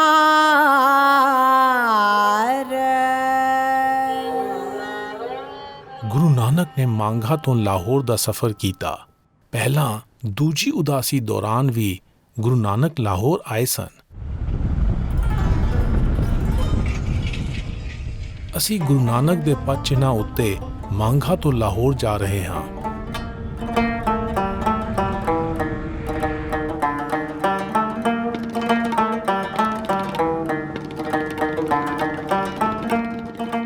ਮਿਹਰਬਾਨ ਜਨਮ ਸਾਖੀ ਵਿੱਚ ਦਰਜ ਹੈ ਕਿ ਲਾਹੌਰ ਵਿੱਚ ਗੁਰੂ ਨਾਨਕ ਸੈਯਦ ਅਬਦੁਲ ਕਾਦਰ ਗਿਲਾਨੀ ਨੂੰ ਮਿਲਣ ਆਏ ਸਨ, ਜਿਨ੍ਹਾਂ ਬਾਰੇ ਉਹਨਾਂ ਨੇ ਸ਼ੇਰਗੜ੍ਹ ਵਿੱਚ ਉਹਨਾਂ ਦੇ ਸ਼ਰਧਾਲੂ ਦਾਊਦ ਕਿਰਮਾਨੀ ਤੋਂ ਸੁਣਿਆ ਸੀ।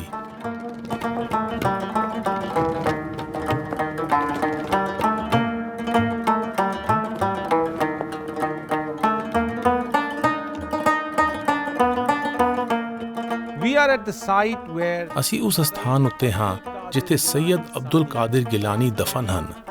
ਉਹਨਾਂ ਨੂੰ ਗੁਰੂ ਨਾਨਕ ਲਾਹੌਰ ਵਿੱਚ ਰਾਵੀ ਨਦੀ ਦੇ ਕੰਢੇ ਮਿਲੇ ਅਤੇ ਦੋਵਾਂ ਨੇ ਰੂਹਾਨੀ ਗੋਸ਼ਟ ਕੀਤਾ।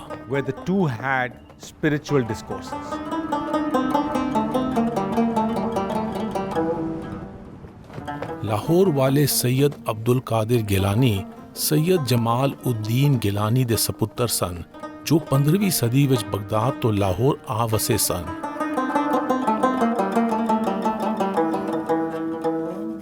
ਉਹ ਕਾਦਰੀ ਸੂਫੀ ਸਿਲਸਿਲੇ ਨਾਲ ਸੰਬੰਧ ਰੱਖਦੇ ਸਨ, ਜਿਸ ਦੀ ਸ਼ੁਰੂਆਤ 12ਵੀਂ ਸਦੀ ਦੇ ਸੰਤ ਪੀਰ ਮੁਹੀਉਦੀਨ ਅਬਦੁਲ ਕਾਦਰ ਗਿਲਾਨੀ ਨੇ ਬਗਦਾਦ ਵਿੱਚ ਕੀਤੀ ਸੀ। ਗੁਰੂ ਨਾਨਕ ਆਪਣੀ ਤੀਜੀ ਉਦਾਸੀ ਦੌਰਾਨ ਬਗਦਾਦ ਵਿੱਚ ਪੀਰ ਮੁਹੀਉਦੀਨ ਅਬਦੁਲ ਕਾਦਰ ਗਿਲਾਨੀ ਦੀ ਦਰਗਾਹ ਉੱਤੇ ਗਏ ਸਨ। ਹਜ਼ੂਰ ਬਾਬਾ ਜੀ ਸਰਕਾਰ ਦਾ ਤਾਲੁਕ ਸੈਯਦ ਅਬਦੁਲ ਕਾਦਰ ਜਿਲਾਨੀ ਦੇ ਨਾਲ ਤਾਲੁਕ ਰੱਖਦਾ ਬਗਦਾਦ ਸ਼ਰੀਫ ਵਾਲਿਆਂ ਨਾਲ। ਆਪ ਉਹਨਾਂ ਦੀ ਔਲਾਦੇ ਪਾਕ ਹੀ ਚੋਂ ਨੇ। ਆਪ ਦੀ ਕਰਾਮਾਤ ਦੇ ਰੂਹਾਨੀਅਤ ਦੇ ਹਵਾਲੇ ਨਾਲ ਆਪ ਦਾ ਨਾਮ ਵੀ ਅਬਦੁਲ ਕਾਦਰ ਸਾਨੀ ਰੱਖਤਾ, ਦੂਸਰਾ ਅਬਦੁਲ ਕਾਦਰ। ਕਿ ਬਾਬਾ ਜੀ ਗੁਰੂ ਨਾਨਕ ਸਾਹਿਬ ਦੇ ਨਾਲ ਇਹਨਾਂ ਦੀ ਮੁਲਾਕਾਤ ਰਾਵੀ ਦੇ ਕਿਨਾਰੇ ਤੇ ਹੋਈ ਸੀ। ਫਕੀਰਾਂ ਦਾ ਮਜ਼ਹਬ ਇਨਸਾਨੀਅਤ ਹੁੰਦਾ ਹੈ, ਇਹਦੇ 'ਚ ਇਹਨਾਂ ਨੂੰ ਕਿਸੇ ਮਜ਼ਹਬ, ਮਸਲਕ, ਰੰਗ, ਨਸਲ ਦੇ ਨਾਲ ਕੋਈ ਤਾਲੁਕ ਨਹੀਂ ਹੁੰਦਾ।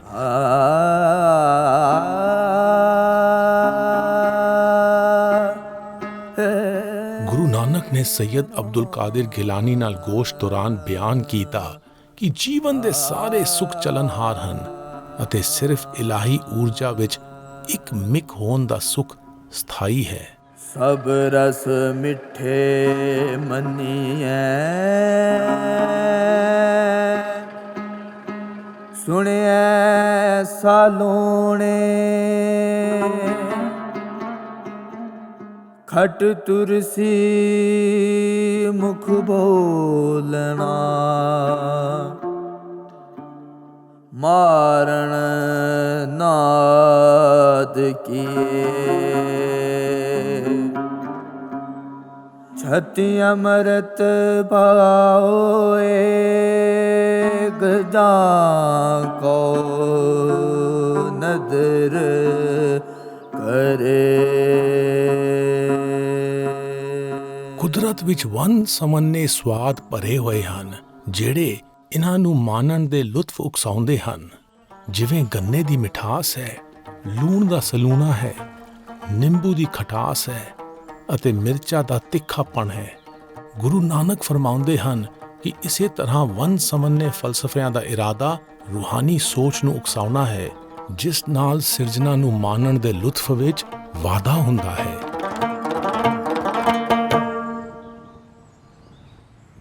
ਗੁਰੂ ਨਾਨਕ ਨੇ ਲਾਹੌਰ ਤੋਂ ਸਿਆਲਕੋਟ ਦਾ ਸਫ਼ਰ ਕੀਤਾ। ਅਸੀਂ ਗੁਰੂ ਨਾਨਕ ਦੇ ਪਦ ਚਿੰਨ੍ਹਾਂ ਉੱਤੇ ਲਾਹੌਰ ਤੋਂ ਸਿਆਲਕੋਟ ਜਾ ਰਹੇ ਹਾਂ।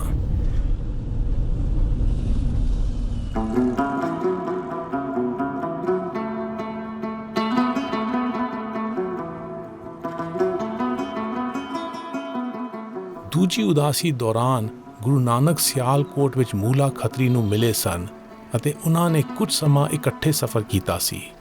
ਮਿਹਰਬਾਨ ਜਨਮ ਸਾਖੀ ਮੁਤਾਬਕ ਗੁਰੂ ਨਾਨਕ ਦੂਜੀ ਵਾਰ ਸਿਆਲਕੋਟ ਵਿੱਚੋਂ ਲੰਘਦੇ ਹੋਏ ਮੂਲਾ ਖੱਤਰੀ ਦੇ ਘਰ ਗਏ।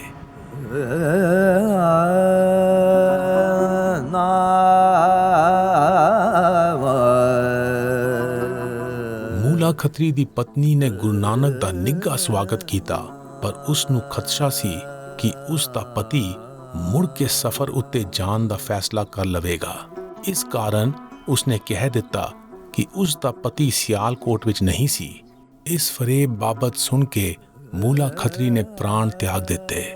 ਮੂਲਾ ਖੱਤਰੀ ਦੀ ਮੌਤ ਬਾਰੇ ਸੁਣ ਕੇ ਗੁਰੂ ਨਾਨਕ ਅੰਤਿਮ ਸੰਸਕਾਰ ਵਿੱਚ ਸ਼ਾਮਿਲ ਹੋਣ ਲਈ ਉਸ ਦੇ ਘਰ ਗਏ।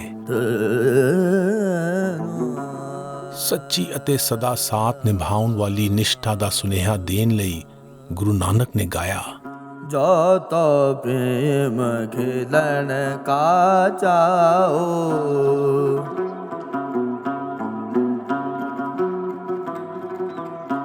ਸਿਰ ਥਰ ਤਲੀ ਗਲੀ ਮੇਰੀ ਆਓ,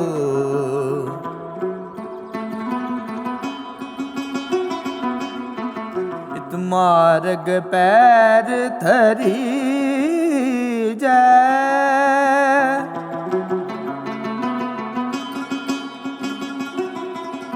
ਸਿਰ ਦੀ ਜੈ ਕਾਣ ਨਾ ਕੀ ਜੈ,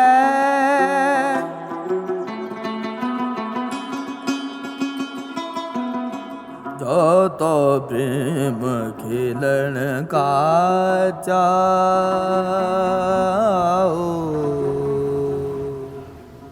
ਰੁੱਖ ਨਿਰਸਵਾਰਥ ਹੋ ਕੇ ਫਲ ਦਿੰਦਾ ਹੈ।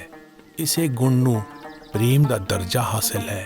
ਭੰਵਰਾ ਸ਼ਹਿਦ ਦੀ ਪਹਾਲ ਵਿੱਚ ਫੁੱਲਾਂ ਵੱਲ ਖਿੱਚਿਆ ਜਾਂਦਾ ਹੈ।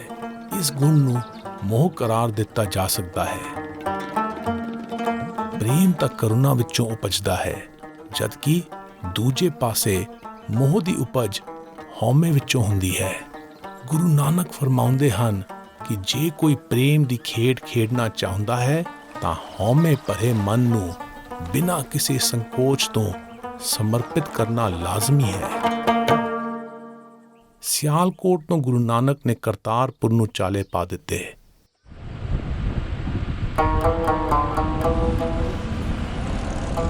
ਅਸੀਂ ਗੁਰੂ ਨਾਨਕ ਦੇ ਪਦ ਚਿੰਨ੍ਹਾਂ ਉੱਤੇ ਸਿਆਲਕੋਟ ਤੋਂ ਕਰਤਾਰਪੁਰ ਜਾ ਰਹੇ ਹਾਂ।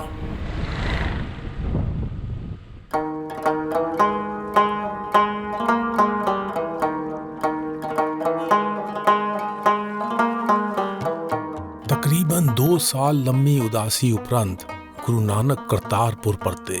ਪੰਜਾਬ ਵਿਚਲੇ ਅਤੇ ਇਸ ਦੇ ਲਾਗੇ ਦੇ ਅਸਥਾਨ ਉੱਤੇ ਜਾਣ ਲਈ ਚੌਥੀ ਉਦਾਸੀ 1525 ਈਸਵੀ ਵਿੱਚ ਸ਼ੁਰੂ ਹੋਈ ਅਤੇ ਅੰਦਾਜ਼ਨ 2 ਸਾਲ ਦੌਰਾਨ 1526 ਈਸਵੀ ਵਿੱਚ ਮੁਕੰਮਲ ਹੋਈ। ਉਸ ਵੇਲੇ ਗੁਰੂ ਨਾਨਕ ਤਕਰੀਬਨ 57 ਸਾਲ ਦੇ ਸਨ। ਇਹ ਅੰਦਾਜ਼ਾ ਹੈ ਕਿ ਪਹਿਲੀ ਉਦਾਸੀ ਸ਼ੁਰੂ ਕਰਨ ਵੇਲੇ 1504 ਈਸਵੀ ਵਿੱਚ ਗੁਰੂ ਨਾਨਕ 35 ਸਾਲਾਂ ਦੇ ਸਨ ਅਤੇ 1526 ਵਿੱਚ ਚੌਥੀ ਉਦਾਸੀ ਮੁਕੰਮਲ ਕਰਨ ਵੇਲੇ ਉਹ 57 ਸਾਲਾਂ ਦੇ ਸਨ। ਉਹਨਾਂ ਨੇ 22 ਸਾਲਾਂ ਦੌਰਾਨ ਦੂਰ ਦੂਰ ਤੱਕ ਸਫ਼ਰ ਕੀਤਾ। ਚੌਥੀ ਉਦਾਸੀ ਉੱਤੇ ਜਾਣ ਤੋਂ ਪਹਿਲਾਂ ਗੁਰੂ ਨਾਨਕ ਨੇ ਭਾਈ ਲਹਿਣਾ ਨੂੰ ਕਰਤਾਰਪੁਰ ਦੀ ਬਰਾਦਰੀ ਦੀ ਸੇਵਾ ਸੰਭਾਲ ਦੀ ਜ਼ਿੰਮੇਵਾਰੀ ਸੌਂਪੀ ਸੀ। ਕਰਤਾਰਪੁਰ ਪਰਤ ਆਉਣ ਤੋਂ ਬਾਅਦ ਗੁਰੂ ਨਾਨਕ ਨੇ ਡੇਰੇ ਦੀ ਅਗਵਾਈ ਦਾ ਕੰਮ ਜਾਰੀ ਰੱਖਿਆ। ਇਤਫਾਕ ਵਾਲੀ ਜ਼ਿੰਦਗੀ ਬਸਰ ਕਰੋ, ਨੇਕ ਕਮਾਈ ਕਰੋ ਅਤੇ ਰੂਹਾਨੀ ਅਮਲ ਕਰੋ। ਮਿਹਰਬਾਨ ਜਨਮ ਸਾਖੀ ਵਿੱਚ ਦਰਜ ਹੈ ਕਿ ਇਸ ਵਸੇਬ ਦੀ ਸ਼ੋਭਾ ਫੈਲ ਰਹੀ ਸੀ। ਜਨਮ ਸਾਖੀ ਸਾਹਿਤ ਵਿੱਚ ਦਰਜ ਹੈ ਕਿ ਸੁਲਤਾਨਪੁਰ ਦੇ ਮੋਦੀ ਖਾਨੇ ਵਿੱਚ ਗੁਰੂ ਨਾਨਕ ਦੇ ਨਾਲ ਕੰਮ ਕਰਨ ਵਾਲਾ ਕੋਈ ਬੇਨਾਮ ਸੰਗੀ ਉਹਨਾਂ ਨੂੰ ਮਿਲਣ ਕਰਤਾਰਪੁਰ ਆਇਆ। ਉਸ ਸੰਗੀ ਨੇ ਗੁਰੂ ਨਾਨਕ ਤੋਂ ਪੁੱਛਿਆ ਕਿ ਉਹਨਾਂ ਨੇ ਉਦਾਸੀਆਂ ਤੋਂ ਕੀ ਹਾਸਲ ਕੀਤਾ ਅਤੇ ਤਜਰਬਾ ਸਾਂਝਾ ਕਰਨ ਦੀ ਅਰਜ਼ ਕੀਤੀ। ਗੁਰੂ ਨਾਨਕ ਨੇ ਜਵਾਬ ਦਿੱਤਾ, ਹਿਰਦੈ ਨਾਮ ਨਾਹੀ ਮਨ ਭੰਗ,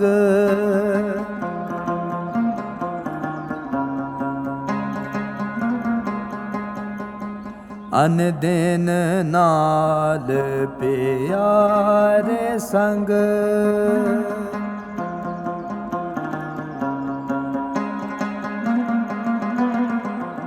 ਹਰ ਜੀਉ ਰਾਖੋ ਆਪਣੀ ਸਰਨਾਈ,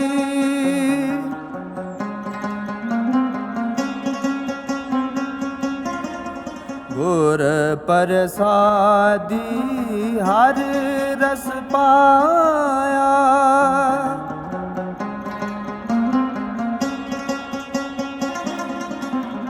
ਨਾਮ ਪਦਾਰਥ ਨੌ ਨਿਧ ਪਾਈ,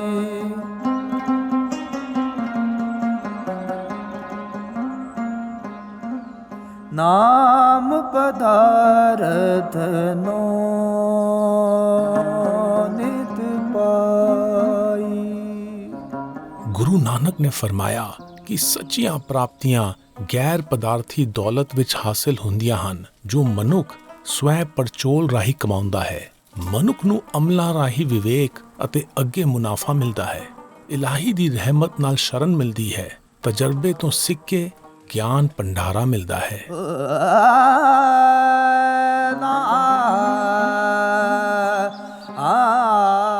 ਮਿਹਰਬਾਨ ਜਨਮ ਸਾਖੀ ਵਿੱਚ ਜ਼ਿਕਰ ਆਉਂਦਾ ਹੈ ਕਿ ਕੋਈ ਦੂਜਾ ਗੁੰਮਨਾਮ ਦੋਸਤ ਕਰਤਾਰਪੁਰ ਵਿੱਚ ਗੁਰੂ ਨਾਨਕ ਨੂੰ ਮਿਲਣ ਆਇਆ ਅਤੇ ਉੱਥੇ ਦੀ ਤਰਜ਼ ਜ਼ਿੰਦਗੀ ਦੇਖ ਕੇ ਬਹੁਤ ਪ੍ਰਸੰਨ ਹੋਇਆ। ਕੁਝ ਦਿਨ ਗੁਰੂ ਨਾਨਕ ਨਾਲ ਗੁਜ਼ਾਰਨ ਤੋਂ ਬਾਅਦ ਉਹ ਆਪਣੇ ਘਰ ਪਰਤਿਆ। ਉਸਨੇ ਆਪਣੇ ਪਰਿਵਾਰ ਦੇ ਜੀਆਂ ਨੂੰ ਕਰਤਾਰਪੁਰ ਦੀ ਰੀਤ ਮੁਤਾਬਕ ਸਤ ਕਰਤਾਰ ਕਹਿ ਫਤਿਹ ਬੁਲਾਈ, ਜਿਸ ਦਾ ਮਾਇਨਾ ਸੀ ਕਿ ਕਰਤਾਰ ਹੀ ਸੱਚਾ ਹੈ। ਕਿਹਾ ਜਾਂਦਾ ਹੈ ਕਿ ਉਸਨੇ ਗੁਰੂ ਨਾਨਕ ਦੇ ਆਲਮੀ ਫਲਸਫੇ ਦਾ ਸੁਨੇਹਾ ਪਿੰਡ ਵਾਸੀਆਂ ਤੱਕ ਪਹੁੰਚਾਉਂਦੇ ਹੋਏ ਆਖਰੀ ਸਾਹ ਲਿਆ। ਆਪਣੇ ਦੋਸਤ ਦੇ ਫੌਤ ਹੋਣ ਦੀ ਖਬਰ ਸੁਣ ਕੇ ਗੁਰੂ ਨਾਨਕ ਨੇ ਗਾਇਆ, ਨਾਨਕ ਢੇਰੀ ਟਹਿ ਪਈ, ਮਿਟੀ ਸੰਦਾ ਕੋਟ,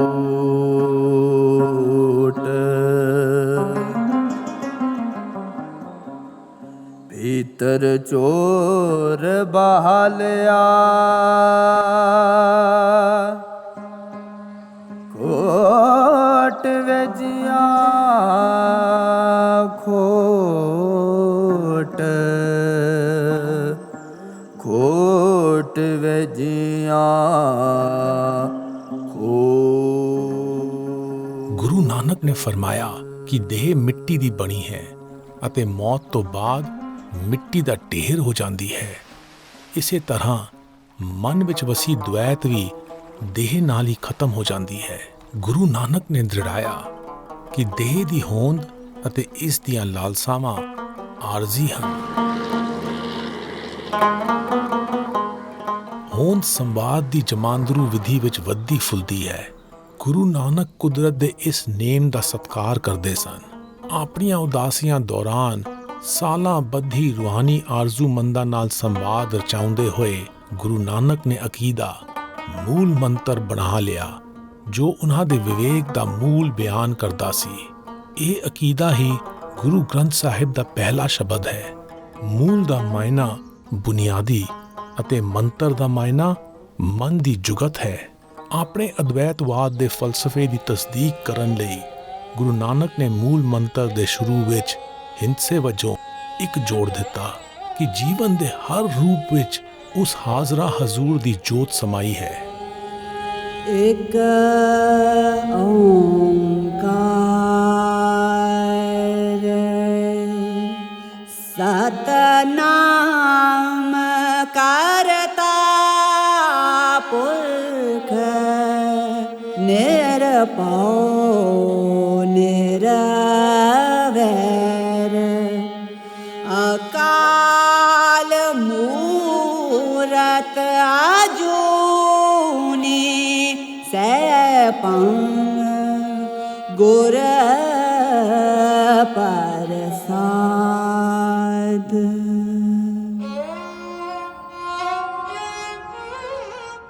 ਵਿਵੇਕ ਦੀ ਅੰਮ੍ਰਿਤ ਧਾਰਾ ਨੂੰ ਅੱਗੇ ਤੋਰਨ ਲਈ ਗੁਰੂ ਨਾਨਕ ਨੇ ਅਗਵਾਈ ਦੀ ਮਸ਼ਾਲ ਭਾਈ ਲਹਿਣਾ ਨੂੰ ਸੰਭਾਲ ਦਿੱਤੀ ਅਤੇ ਉਹਨਾਂ ਦਾ ਨਾਮ ਅੰਗਦ ਰੱਖ ਦਿੱਤਾ, ਜੋ ਸੰਸਕ੍ਰਿਤ ਦਾ ਸ਼ਬਦ ਹੈ ਜਿਸ ਦਾ ਮਾਇਨਾ ਮਨੁੱਖਾ ਦੇਹ ਦਾ ਅੰਗ ਹੈ। ਤਸ਼ਬੀਹੀ ਪੱਖੋਂ ਇਸ ਦਾ ਮਾਇਨਾ ਇਹ ਵੀ ਬਣਦਾ ਹੈ ਕਿ ਦੋਵੇਂ ਇੱਕੋ ਫਲਸਫੇ ਦੇ ਅੰਗੀਕਾਰ ਸਨ। ਬਰਸੇ ਅਮਰਤ ਧਾਰ ਬੂੰਦ ਸੁਹਾਵਣੀ ਸਾਜਨ ਮਿਲੇ ਸਹਿਜ ਸੁਭਾਏ ਹਰ ਸਿਉ ਪ੍ਰੀਤ ਬਣੀ। ਗੁਰੂ ਨਾਨਕ ਨੇ ਇਕੱਠੀਆਂ ਕੀਤੀਆਂ ਪੋਥੀਆਂ ਗੁਰੂ ਅੰਗਦ ਦੇ ਸਪੁਰਦ ਕਰ ਦਿੱਤੀਆਂ, ਜੋ ਰੋਸ਼ਨ ਖਿਆਲ ਜੀਆਂ ਦੇ ਸ਼ਬਦਾਂ ਦਾ ਭੰਡਾਰ ਸੀ। ਇਸ ਇਸ਼ਾਰੇ ਨਾਲ ਸਾਰੀ ਬਰਾਦਰੀ ਨੂੰ ਅਹਿਸਾਸ ਹੋ ਗਿਆ ਕਿ ਗੁਰੂ ਨਾਨਕ ਦੇ ਦੁਨਿਆਵੀ ਵਿਛੋੜੇ ਦਾ ਸਮਾਂ ਨੇੜੇ ਆ ਗਿਆ ਹੈ।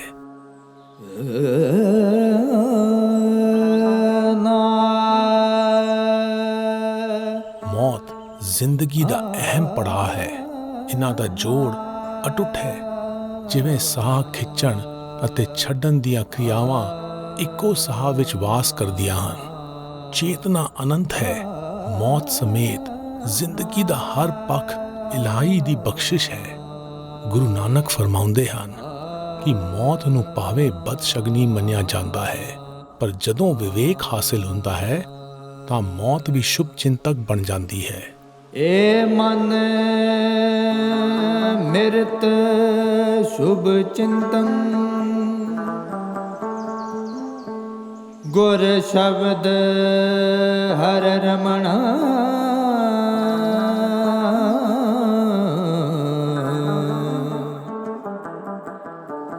ਮਤ ਤਤ ਗਿਆਨੰ ਕਲਿਆਣ ਨਿਦਾਨੰ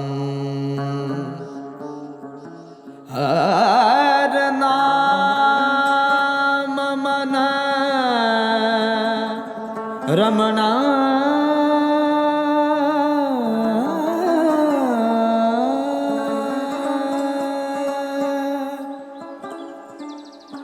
ਚਲ ਚਿਤ ਵਿਤ ਭ੍ਰਮਾ ਭ੍ਰਮਾ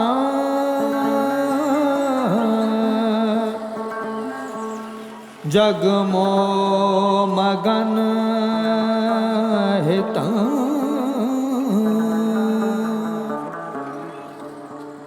स्थिर नाम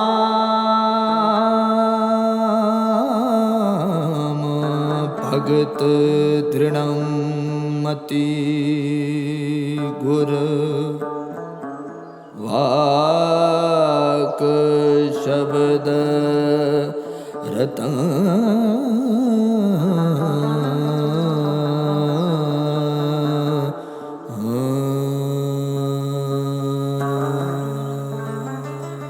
ਜਨਮ ਸਾਖੀ ਲਿਖਤਾਂ ਮੁਤਾਬਕ ਗੁਰੂ ਨਾਨਕ ਫਾਨੀ ਸੰਸਾਰ ਵਿੱਚ 70 ਸਾਲ ਰਹੇ, 1469 ਤੋਂ 1539 ਤੱਕ।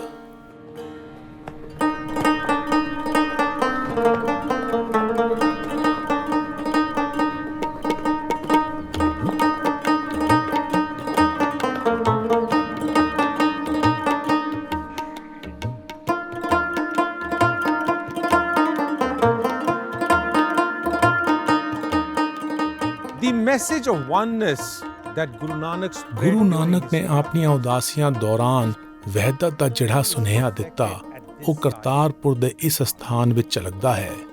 ਸੀਨਾ ਬਸੀਨਾ ਬਿਰਤਾਂਤ ਵਿੱਚ ਦਰਜ ਹੈ ਕਿ ਜਦੋਂ ਗੁਰੂ ਨਾਨਕ ਜੋਤੀ ਜੋਤ ਸਮਾਏ ਤਾਂ ਹਿੰਦੂਆਂ ਅਤੇ ਮੁਸਲਮਾਨਾਂ ਨੇ ਉਹਨਾਂ ਦੀਆਂ ਅੰਤਿਮ ਰਸਮਾਂ ਆਪਣੇ ਆਪਣੇ ਮਜ਼ਹਬੀ ਦਸਤੂਰ ਮੁਤਾਬਕ ਕਰਨ ਦਾ ਦਾਅਵਾ ਕੀਤਾ। ਇਸ ਦਾਅਵੇ ਵਿੱਚ ਨਿਹਿਤ ਹੈ ਕਿ ਗੁਰੂ ਨਾਨਕ ਸਭ ਦੇ ਸਾਂਝੇ ਸਨ।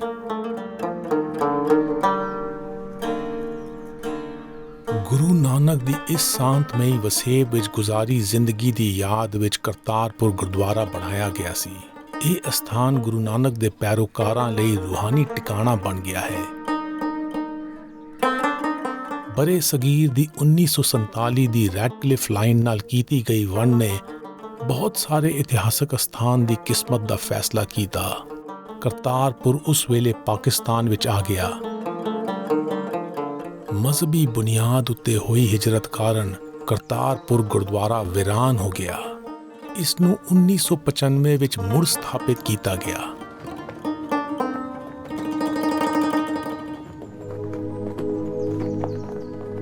ਇਸ ਗੁਰਦੁਆਰੇ ਦੀ ਮੁਰੰਮਤ ਕੀਤੀ ਗਈ ਅਤੇ 2019 ਵਿੱਚ ਗੁਰੂ ਨਾਨਕ ਦੇ 550ਵੇਂ ਜਨਮ ਦਿਹਾੜੇ ਮੌਕੇ ਉੱਤੇ ਇਸ ਸਥਾਨ ਨੂੰ ਮੌਜੂਦਾ ਰੂਪ ਦਿੱਤਾ ਗਿਆ। ਗੁਰੂ ਨਾਨਕ ਨੇ ਵਹਿਦਤ ਦੀ ਮਿਸਾਲ ਬੁਲੰਦ ਕੀਤੀ ਅਤੇ ਅਨੇਕਤਾ ਵਿੱਚ ਏਕਤਾ ਦਾ ਸੁਨੇਹਾ ਦਿੱਤਾ। ਉਹਨਾਂ ਦਾ ਰਾਹ ਦੁਨੀਆ ਦੇ ਏਕੇ ਲਈ ਆਸ ਦੀ ਕਿਰਨ ਹੈ। जहां की बुझती हुई निगाहों का जगमगाता है बामे नानक,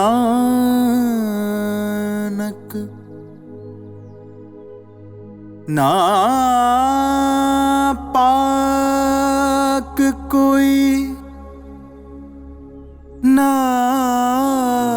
कोई ना पाक,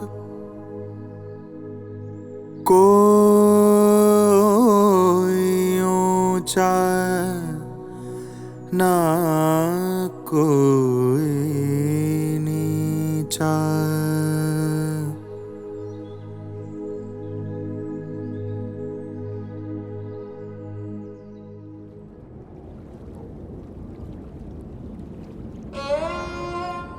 ਗੁਰੂ ਨਾਨਕ ਦੇ ਡੂੰਘੇ ਫਲਸਫੇ ਦੇ ਮੂਲ ਨੂੰ ਸਮਝਣ ਦੀ ਇਸ ਨਿਮਾਣੇ ਉਪਰਾਲੇ ਤਹਿਤ ਉਹਨਾਂ ਦੇ ਪਦਚਿੰਨ੍ਹਾਂ ਉੱਤੇ ਕੀਤੇ ਇਸ ਸਫ਼ਰ ਦੌਰਾਨ ਸਾਡੇ ਲਈ ਕਈ ਨਿਰਾਲੀਆਂ ਕੁੰਡੀਆਂ ਖੋਲ੍ਹਣ ਦਾ ਸਬਬ ਬਣਿਆ। ਗੁਰੂ ਨਾਨਕ ਦੀ ਸੈਨਤ ਨੂੰ ਸਮਝਣ ਦੀ ਇਹ ਤਰਕੀਬ ਸਾਡੇ ਲਈ ਪਹਿਲਾਂ ਦੀ ਸਿੱਖਿਆ ਤੋਂ ਅਣਸਿੱਖਿਅਤ ਹੋਣ, ਨਵਾਂ ਸਿੱਖਣ ਅਤੇ ਜ਼ਿੰਦਗੀ ਨੂੰ ਵੱਖ-ਵੱਖ ਪੱਖਾਂ ਤੋਂ ਸੋਚਣ ਸਮਝਣ ਵਿੱਚ ਸਾਹੀ ਹੋਈ ਹੈ।